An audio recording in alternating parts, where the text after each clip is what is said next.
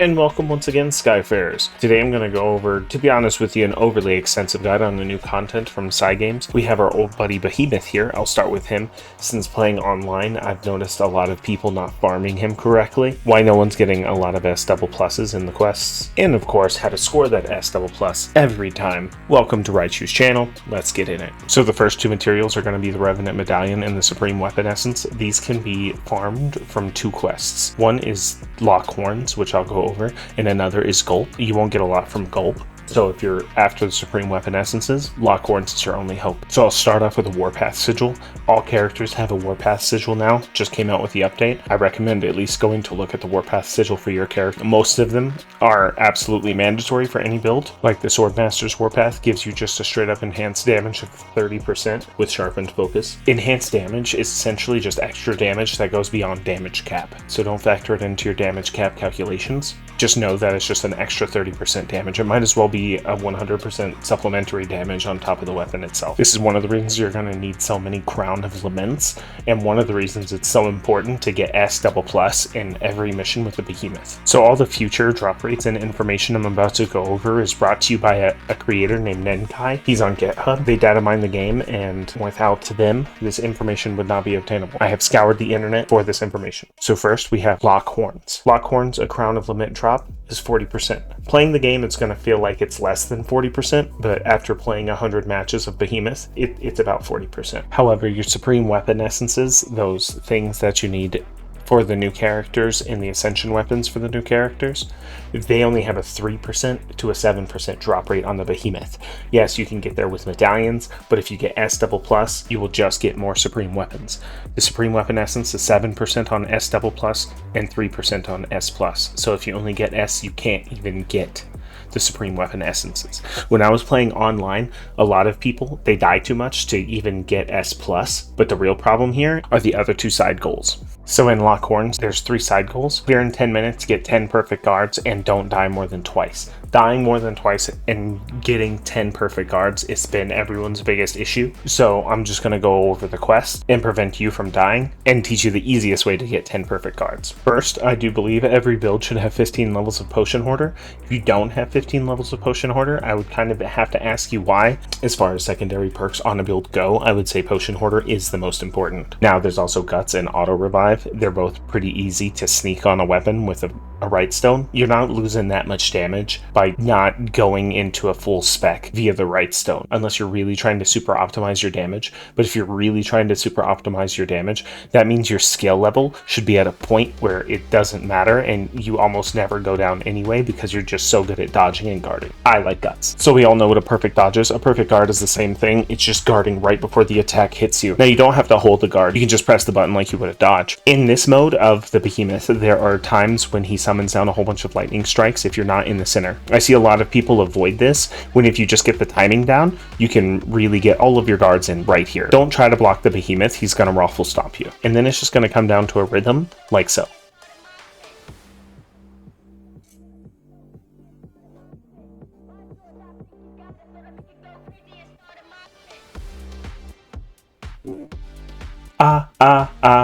Staying alive. It's like giving CPR. So at the beginning, he charges at you, and this can be a time to perfect guard, but I don't try to guard here. Now, before he goes into Overdrive or Bloodlust, there's not really too much to note here. He's just going to swipe at you, tail swipe at you. Obviously, there's giant circles of death on the ground. Avoid them or perfect guard them or dodge out of them. Now, after the mode bar is completely full, he does go into Overdrive. And in Overdrive, he'll roar and you'll see a thing. So this thing is called Chaotic Massacre. After he goes into Overdrive, a title will appear at the top of the screen. It's hard to pay attention to everything when you're avoiding Bulletstorm Hell, but you'll see a message, Chaotic Massacre, appear at the top middle of the screen underneath his health bar. Now, whenever this happens, he's going to charge. Then on the last jump of the center of the ring, he does a spin. This is when you want to run away. That is an instant kill bubble, and here you can perfect guard them. Now, the real secret to this fight is the purple zones on the floor. Just don't get hit by them, if only. So I will now teach you the secret technique of guard dodge no jutsu. If you see an attack coming at you and you don't know if you can successfully dodge that attack, guard, and then as the attack hits you, dodge. That way you can still get the dodge off. And if you mistime the dodge, the guard on the back end protects you. like that. This is also a good technique in order to just get good at your perfect dodges. There were too many deaths to get S double plus, but because we were able to perform at least 10 perfect guards, we're still awarded that 40% opportunity to get Crown of Torments and Supreme Weapons. Had we not gotten the 10 perfect guards, we wouldn't have gotten a chance at any Supreme Weapon Essences. So it's really important to at least get S+, but you should be aiming for S double plus. So if you can, put Guts or Auto Revive on your build, just in case. So up next we have a little Tweyen guide. Now, Tweyen is a bad, so first we'll go over skills and why these skills are important. First we have Depravity. Depravity is mandatory on a build because it's just one of the best skills that she can possibly have. Now, if you are new to Tweyen, I can understand not wanting to run this skill. This skill is 2 Crown Strife. Now, 2 Crown Strife, it starts, you get none, and it has to basically cool up so you can use it. If you die, the cooldown resets, and you can only use it once per match. Now, you might say, oh, that's terrible. It's not. 1, it does around 8 million damage with a build that's fully maxed out. And 2, if you can get the proc off, what it does is it makes all of the debuffs on the monster last extremely long. This will make the paralysis last around 15 to 20 seconds. 15 to 20 seconds of a paralysis window is a crazy amount of damage to just demolish the monster with. This works in every debuff on the monster, including our Visvermeer on Zeta. So I highly recommend 2 Crown Strike. Clincher, this bullet does about 1 million damage on the monster. So I like Clincher, because even if you don't have debuffs, it still hits that 1 million damage cap if your build is fully maxed out. The last skill is really up for debate. I don't like Merculite because Mirror Image is really just compensating for a skill issue, and Attack Boost is useless in this game basically because of damage cap, except for SBAs. Something about Attack Boost is it does usually work in SBAs because it's really hard to hit damage cap on SBAs. If you're fighting a particularly squirrely beast, then Valiant Weave is pretty good. Wheel of Death, not worth your time. Peerless Eye, I can see as something you would want, and really this just comes down to preference. If you want Peerless Eye, Lethal Rain, or Valiant Weave. Merculite and Wheel of Death, obviously run what you like because games are supposed to be fun. Now, as far as build goes, I have Stamina, Tyranny, and Life on the line on this build. Now that's kind of too much, except when a monster's in Overdrive or Bloodlust. I just want to be able to maximize the damage in that zone. So for anyone that's seen any of my other videos, I specifically say that you shouldn't overspec for damage, and the only reason I am overspec'd for damage here is just because since those videos came out, Alpha and Gamma have become an option through Lucilius. So I've had to acquire more damage to get to the damage cap. Honestly, Stamina and Life on the line are good enough, but if you want to hit your damage caps when the monster's in Overdrive and Bloodlust, you're going to need a little bit more. I just happen to have a Tyranny and an Aegis Sigil, so this is just the way I want to go about it. I could run Overdrive Assassin. It just comes down to preference, and Stamina 5 with Guts is just the best option for my build. Now, if you really wanted to absolutely maximize damage, this is not the best build. This is just running what I like. The absolute maximized damage without Glass Cannon would have to be Tyranny, Life on the Line, Stamina, Supplementary Damage, 2 Gammas, and an Alpha and a Beta Sigil. Technically, though, if you really wanted to maximize damage, you would actually get more damage out of 2 betas, 2 alphas, and 2 gammas than you would 3 supplementary damage sigils, and that's actually due to Dark Huntress's Volley, which is why I don't run supplementary damage on Tweyen at all, because as you pull off your maximum chain, which I'll go over, you get enhanced damage 10% for 30 seconds and a 30% chance to trigger supplementary damage for 30 seconds. So if you were performing a maximum volley 3 times every 30 seconds, it's hard to do, but not impossible to pull off. You'll almost have a 100% chance to do supplementary damage already. So I don't like running supplementary damage on Tweyen because of that, but that's not an absolute maximized damage. I like to play what I like. After scouring the internet for a whole bunch of speedruns, I have figured out the best way to explain how to play Tweyen. First, if you're fighting the training dummy Baral, how you're actually going to fight is going to differ based off of monsters. In the score attack, there's always an optimal damage rotation because of how Link attacks always proc and how every situation is the same.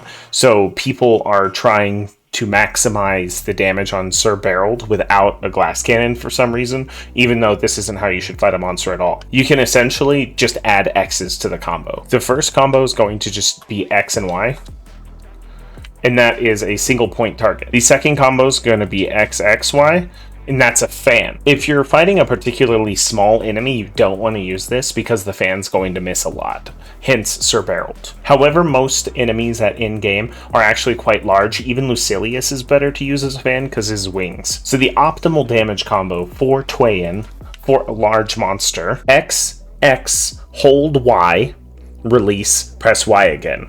And that's it. And then you want to dodge cancel out of the final animation just to keep it up. Like that. Now, if you're fighting an enemy at a range, you don't want to use the fan. It's better to use X, hold Y, and then press another Y, or XXX, hold Y, press another Y if you want a little bit more damage. Like so.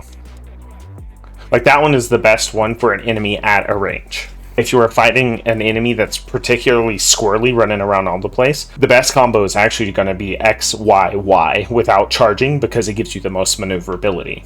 You can input directional buttons so you can move around the map and dodge the zones of death that appear all over the place. And then you obviously have her weapon gauge. You don't want to fire it until it's at level 10 because that's when you proc your Warpath Sigil. Now there are a little bit other combos that you could use, but really those three are the only ones that you really want to use. Anything else is really going to be less than optimal and less fun in my opinion anyway. So here you see Behemoth Versa. He's a big target, so we actually do want to use things like this.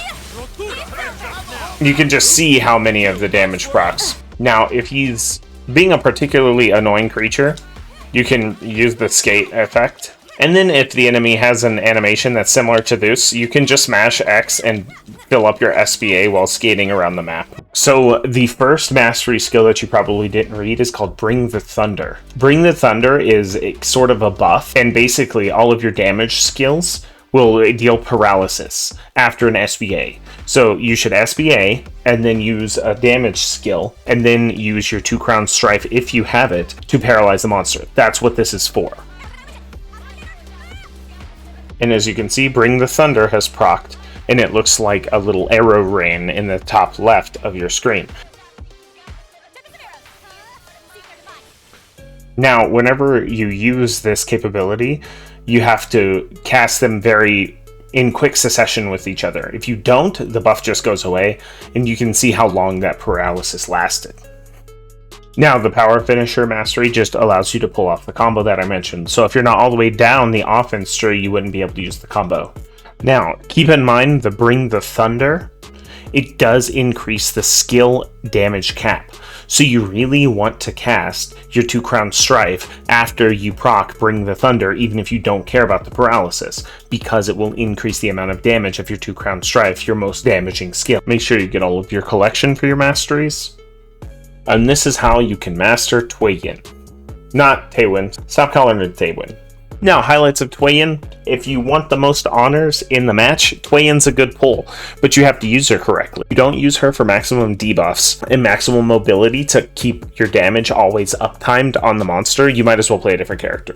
Now, you too can master Tweyen. Now, up next, we have the meme lord himself, Seofon. If you play the game in Japanese, I highly recommend switching into English just to hear some of Seofon's lines. They are funny. He's just like a meme lord. He ruins people's careers, you know. I'm going to ruin their whole careers. So first we'll go over skills. A mandatory skill is Tempesta. You want Tempesta because it maximizes the sword gauge at the beginning of the match. Seofon has a lot of skill to play well, anyway. So at first we have Burrito. Burrito is a good movement skill and damage skill, and it has a short cooldown of about 9 seconds. Now we have Infinite, whatever that word. It's about a 35-second cooldown, really long. The reason you want it is to cast it while your avatar is out. It does way more damage that way. Now the last one I run is Depedazar, and it's because of joint avatar strikes. Now the reason we run Burrito Infinite Prioritize in Dispidazar is actually because whenever you have the avatar out, these do a massive amount of damage. Now, of course, he does have a unique ability called 7-Star Brilliance. This operates similar as Tweyen's 2-Crown Strife in the fact that it takes a long time to wind up, but it gives all of the whole party an SBA. So y'all can actually dump your SBA, and then you can use 7-Star Brilliance to get your SBA again, and it makes matches take way less time. So I could see dropping one of these for 7-Star Brilliance, and I would probably drop Burrito, but it's preference at that point. So whenever you go into combat, you always want to start with Tempesta. Then you summon your avatar, and then in avatar state, you can develop your Sword Shine gauge, which is the gauge on the right side, while in the avatar state increases your avatar state. Now, out of all of the combos,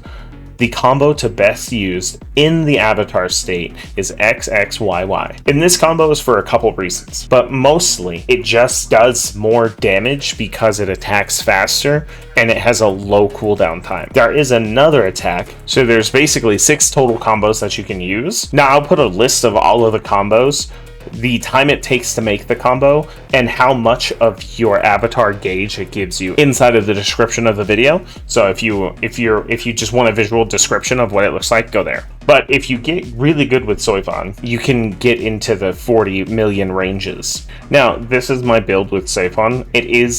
It does not have the Warpath. Now, something that should also be noted about the Ascension weapons of Soefon and Tweyen is that they come with 15 levels of supplementary damage on them, which is another reason I don't have supplementary damage on Tweyen's build. I do have it on Soefon because I don't have his Warpath. Now, whenever your avatar is out and you activate a skill and you have Spirit Edge's Rally, this will give you 12.5% of your Sword Shine. If you dump 3 skills whilst in avatar state, you get almost half of your Sword Shine level. Spirit Edge's Fury is basically mandatory on the build, and the 7-Star Boundary is essentially his Terminus weapon in sigil form. Tweyen also had this on her build. Now, something you should be aware of, inside of avatar state at the end, there is an avatar finisher. The avatar finisher is essentially with another Y at the end, and you'll see it after you say combo finisher, you'll see avatar finisher pop up, and this is the avatar finisher. Now, something to note, while you're doing the avatar finisher, you are actually invincible and you can't be knocked out of it and you can't be damaged, but you can only do it with a maximized Sword Shine level, and it depletes your avatar gauge when you do it, so do it at the end of your avatar gauge. If you are interested in the optimal damage rotation, I will link a video of the top score attackers inside of the description as well for Soefon. I don't really want to do that for Tweyen because that goes against how Tweyen should be played in certain scenarios. You shouldn't get used to an optimal damage rotation with Tweyen against Barreled, because Barreled isn't going to use the fan for the optimal damage rotation, and that's going to deal the most damage in an actual fight. So I wouldn't want you to get used to something that you're not going to use in a practical mission. The masteries, you didn't read. So this is your avatar finisher I was talking about. Now, for the avatar finisher, the combo that you should use, you don't need to, but to optimize your damage, it's actually going to be the XXYY hidden combo inside of the description. That's what you want to use for your avatar finisher. But it takes about 9 seconds to actually pull off that combo, so make sure you have ample time of your avatar gauge to use it. Now, during link time, your sword gauge is always maxed out and your avatar is always maxed out. Something to be of note, if you perform an avatar finisher whilst in link time, it does not take away your avatar gauge because you're in link time. Also, something to note about Perfect Hearts in general is that they do typically fill stun gauges of monsters. With Behemoth, because you're blocking the area of effects, it will not fill the stun gauge. Let's go over some sigil hunting. So Lockhorns is now the best farm for sigils, essentially, because one, it drops Tyranny 5+, but really it drops the Curio sigils. So if you're really trying to get that supplementary damage 5+, this drops a 0.8% chance of dropping it. That's a way better rate than any other way to farm supplementary damage sigils. Now you also get a 2.5% chance of dropping a normal supplementary damage sigil. So if you're lacking your supplementary damage sigils, don't even worry about Curios anymore. Just farm Lockhorns. It will basically give you everything that you're missing on your build. As you flight over fight pluses, it gives you all of the Curio damage pluses. And that's how I got these two beauties. So now, Curios are dead to me. Here's a little teaser for the future. There's a quest. There's a code for another quest inside of the game but we can't do the quest yet. It's just been data mined, and it drops Tears of the Apocalypse. Everyone is just thinking that this is going to be a more difficult version of Lucilius. So pick a character you want, figure out a build, because that bad boy is going to be in game. So we can expect a more difficult Behemoth fight now. Now, are these 3 quests guaranteed to be new quests? No, they could just be quests that were in the game code and they didn't want to delete them for whatever reason. So that was my unnecessary guide to the recent update patch for Granblue Fantasy. If you like it, like it. If you didn't, tell me why so I can make it better in the next one.